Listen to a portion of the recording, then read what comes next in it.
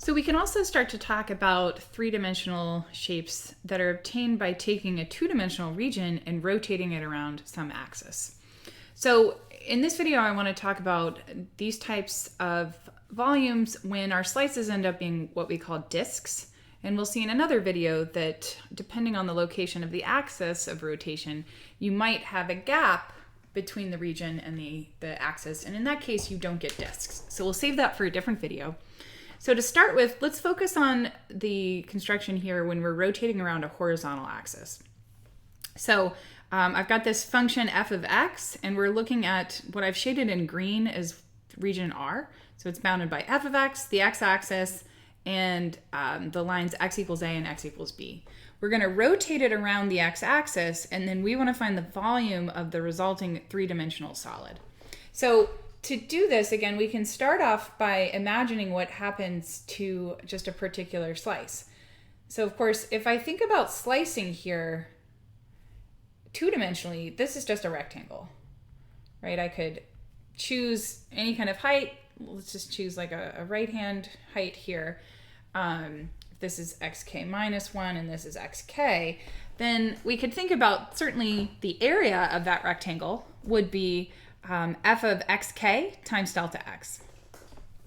But of course, what we want to think about is what happens to that rectangle when we rotate it around the x-axis. So to start off, we have the same kind of general pieces. We imagine slicing this into n subintervals of equal width, delta x. That delta x would be the length of our interval divided by the number of slices. And in that case, again, we can likewise define xk to be a plus k delta x. So this mirrors what we've done in the past when slicing these two-dimensional regions vertically. So if I want to think about what happens to that rectangle, if you imagine that you take it and then you just spin it around and then it joins back up to where it is, you're going to get a cylinder, right? You can think about the edge is going to follow a circular path, but it's all going to be a solid and it's going to be a cylinder. So if I think about, in this case, the kth slice, the volume of that is going to be approximately a cylinder. And again, it's approximate because I'm choosing a flat height where I'm not necessarily assuming that my function is constant on that subinterval. So it's approximately equal to pi times the radius of the cylinder squared times the height of the cylinder. The cylinder's on its side, the height would be delta x. So to think about the radius of the cylinder, that's going to be the distance from the center of the cylinder, which is going to be here on this axis of rotation. And so the distance from there to the outer edge of the cylinder, but that's exactly what f of xk represents. And of course, by choosing a different type of Riemann sum, you would vary what you evaluate f at. But in general, it's going to be f of some x value that's going to dictate the radius there. So in that instance, we would be able to say that the volume of the entire region is approximately, let me put it here, approximately the sum of these n different rotated slices. And of course, we end up with a Riemann sum. So we are at the point where if I want to take n to infinity, this becomes a definite integral that gives us the exact volume. So from this construction, we see that the volume of the resulting solid is pi times the integral from a to b of f of x squared dx. So that pi value is important. That's always there. And that's because no matter what f of x looks like, we're going to get a cylinder type slice, which always has that pi times the radius squared, and the radius is completely determined by f of x. So that's what we get for a horizontal axis of rotation. If I have a vertical axis of rotation, now we're going to consider this region R. It's bounded by the y-axis, g of y equals c and y equals d. And we're going to rotate this around the y-axis. Well, you can imagine that we can take advantage of a lot of the work we just did by kind of turning this on its side. But in particular, if this is a slice, maybe I'll make that a little bit thicker to work with.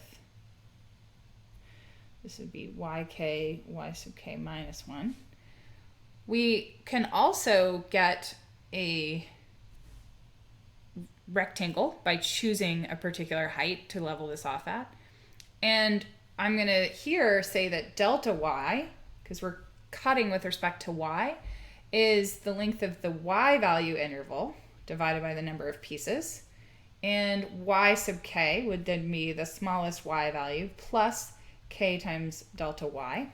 So these, again, follow the track above. If I take this rectangle and rotate it around the y-axis, again, I'm going to get a cylinder. The volume of that kth cylinder is approximately, or I should say the region I get is approximately a cylinder whose volume is pi times the radius squared and then times the height delta y. Just like before, we can see that the length of that rectangle represents the radius. So in this case, that would be g of yk. If I want to find an approximation of the entire volume, I simply add all of my v sub k's together. This gives me a Riemann sum. I can send n to infinity and get a definite integral. So in this instance, my volume formula ends up being the integral from c to d of g of y squared dy. So hopefully you notice that this is very similar to the formula above. So in this context where you're flush against the x-axis, or the flush against the axis of rotation is what I should say, you're going to get something of this formula where you're going to have a function squared and you're going to integrate that. The biggest distinction we have to make is make sure that we know if we're integrating with respect to x or with respect to y. A good rule of thumb is that when you have, so think about it this way, you're always going to slice perpendicular to your axis of rotation, right? So when my axis was horizontal, we had vertical slices, and the slices then move along the x-axis, and we integrate with respect to x because that's what we're varying. When we rotated around a vertical axis, we sliced horizontally, and the slices moved along the y-axis. Consequently, we always integrate with respect to y in that case. So to see this in practice, consider this example.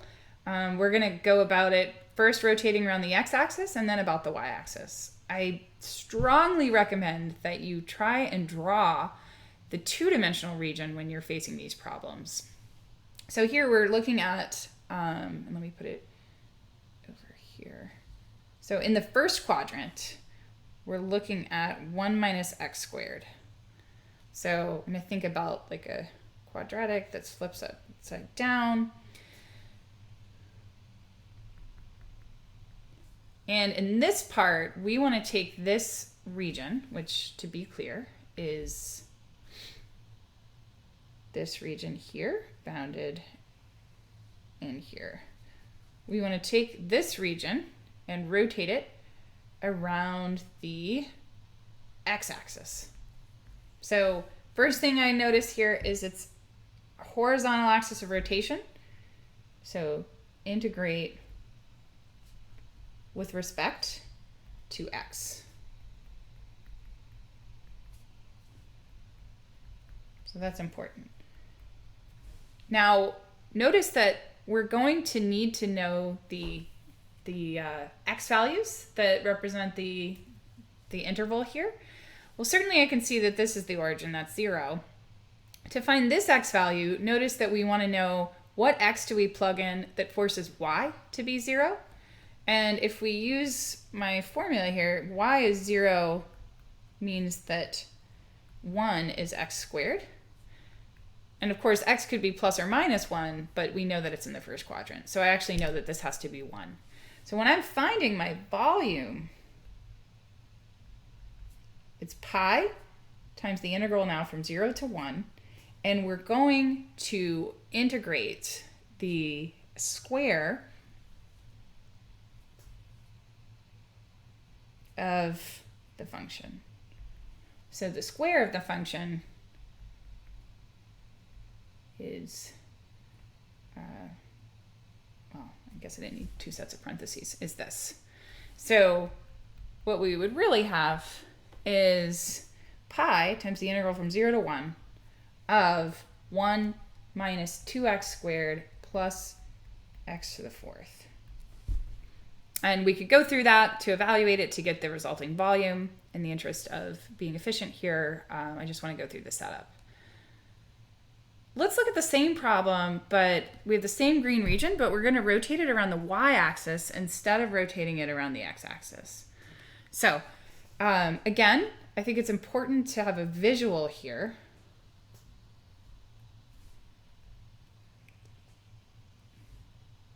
So we still have this, and we are still looking at this same exact region.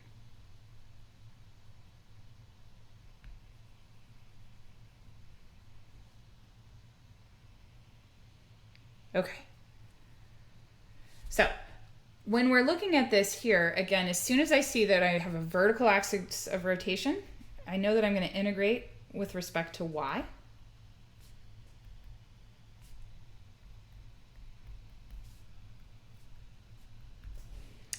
And that means we need to know the y values on the that give us this region. So I know that, again, this is the origin, so that's y equals 0. To find this point, notice that that's the y value we get when we plug in x equals 0. And we can see that that's 1. So in this problem, it just so happens that the bounds on x and y are the same, but that's not always the case. So you always want to check that. So I know I'm integrating from 0 to 1. I have pi times, and then I'm going to need to find the radius, and I'm integrating with respect to y. Now, a common mistake I might see here is somebody just putting in 1 minus x squared. Of course, that is one way to represent the bounding curve there, but we're integrating with respect to y. So what we really want to think of here is that if I want to, for instance, find this value, this radius, I need to rate this as x as a function of y. So what I think of here is that y equals 1 minus x squared. Well, that tells me that x squared equals 1 minus y.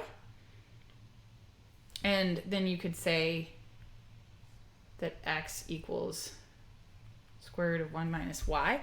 Again, I don't need the plus or minus because we see here that x is always positive in this region. So what I'm really putting in here is 1 minus y under the radical, and of course then I'm squaring it. So this would actually just be 1 minus y after we do that, and then we could integrate that to find the resulting volume.